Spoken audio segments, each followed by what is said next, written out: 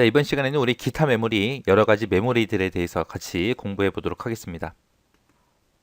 자, 여기 기타 메모리에서는 이제 각 메모리별로 어떤 특징이 있고 어떤 용도로 이제 사용되는지 여러분들이 정확하게 기억하고 계셔야 돼요. 이 기타 메모리가 시험 문제에 많이 나오거든요. 우리가 쓰는 게 많아서 많이 나오니까 꼭 기억하셔야 됩니다. 첫 번째 이제 나온 게 이제 플래시 메모리라는 아이요. 플래시 메모리는 EEPROM 있죠. EEPROM의 일종입니다. EEPROM의 일종으로 비휘발성 메모리예요. 우리 플래시 메모리가 은근히 많이 쓰고 있어요. MP3에 보게 되면 노래 저장시킬 수 있죠. 그게 플래시 메모리예요. 그리고 우리 뭐 단말기, 개인용 정보 단말기라는 것도 있고, 우리 휴대전화도 있고, 디카도 있고, 이런 데서 사용되는, 가전제품에서 사용되는 그런 기억 장소가 전부 다 플래시 메모리예요. 우리가 USB도 쓰죠. USB 메모리. 그 USB 메모리도 플래시 메모리 중에 하나입니다. 자, 그 다음에 이제 캐시 메모리요. 캐시 메모리라는 거는 SRAM으로 만들었다고 앞에서도 잠깐 언급했었어요. 그래서 SRAM을 주로 사용해요. 주로 사용하고 용량은 주기억 장치보다 작게 구성되어 있어요.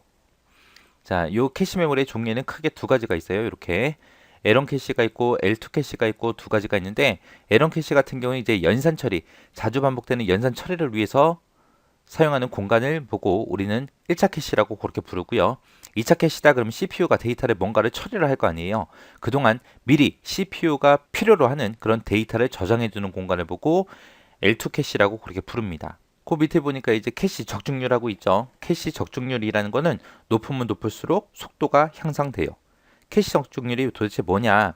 캐시 메모리가 있을 때 내가 원하는 데이터가 캐시 메모리에 얼마나 저장돼 있냐? 그거 따지는 거예요. 내가 만약에 뭐 100번을 내가 캐시한테 뭔가를 찾아달라고 했어요. 근데 캐시에 들어있는 게 뭐 30번밖에 없다. 30번만 내가 원하는 데이터가 들어있었고 나머지 70번은 없다. 그러면 이제 적중률이 낮은 거고요. 100번을 물어봤는데 한 90번 정도가 캐시 메모리에 다 저장돼 있어요. 그러면은 그게 적중률이 높다라고 그렇게 얘기하는 겁니다. 그래서 내가 원하는 데이터를 캐시가 얼마나 가지고 있는지 그 적중률을 보고 얘기하는 거예요. 자, 요건 조금 어거진데 요거 하나만 좀 기억 좀 하세요. 우리 그 음료수 중에 밥알 둥둥 떠당기는 그런 음료수 있죠? 그 식혜요. 그 식혜라는 음료수가 있어요. 식혜를 주면은 체육복을 입으세요.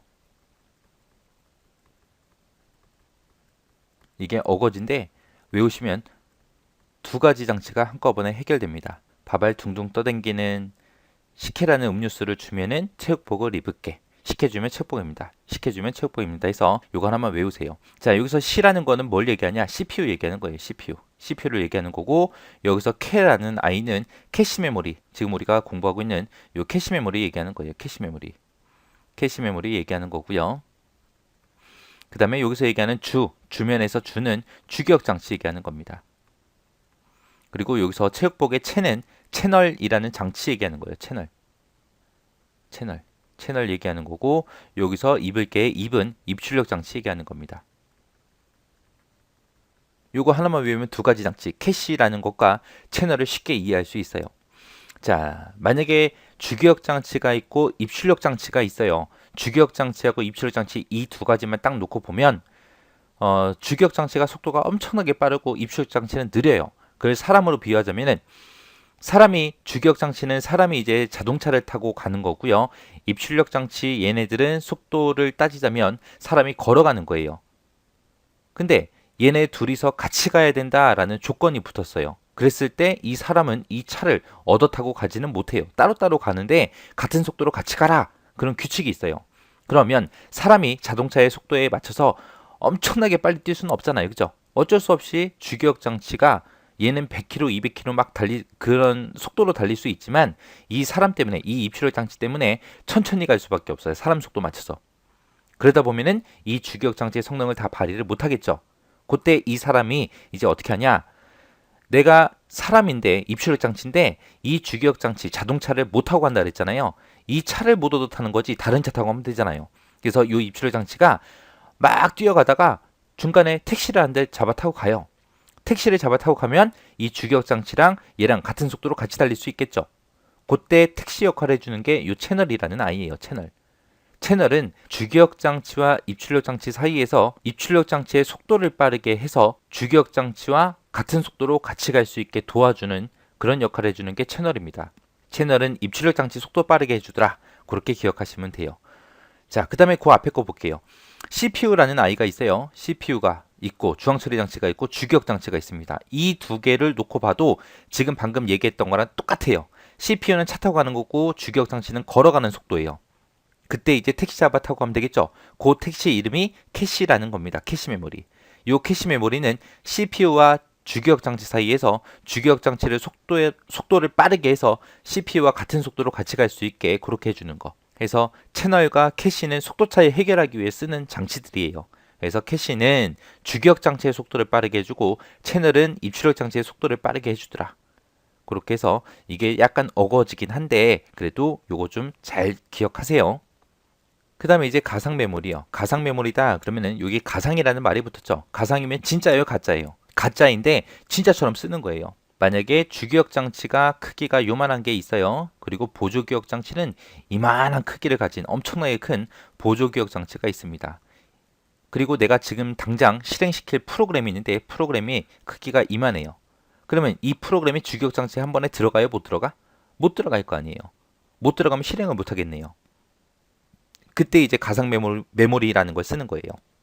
자, 프로그램이 크게 너무 커서 주기억 장치에 못 들어가니까 주기억 장치가 보조기억 장치인데 부탁하는 거예요.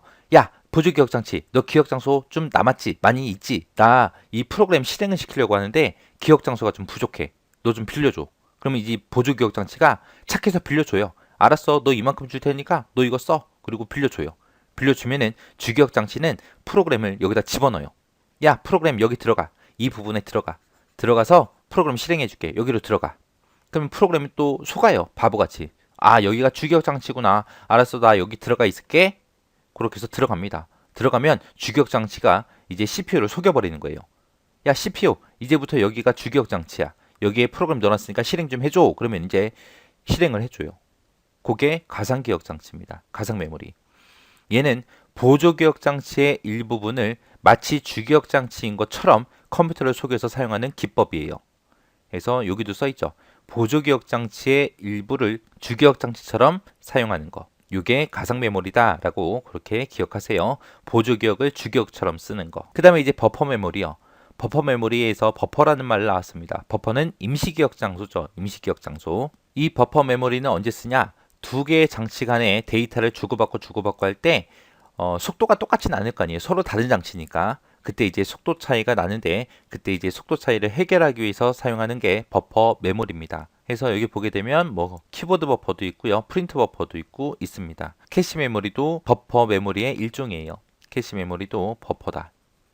그 다음에 이제 연관 메모리요. 연관 메모리라는 거는 뭘 얘기하냐? 제가 만약에 여러분들 집을 찾아가려면 어떻게 찾아가야 돼요? 여러분한테 주소를 물어보고 그 주소를 찾아가야죠. 우리 컴퓨터도 마찬가지예요. 컴퓨터 안에서 또 어떤 데이터를 찾을 때 주소를 가지고 찾습니다. 근데 이 연관 메모리는 주소를 참조해서 데이터를 읽어오는 방식이 아니에요. 방식이 아니라 저장된 내용의 일부를 가지고 기억 장치에 접근하는 그런 방식을 보고 연관 메모리라고 해요.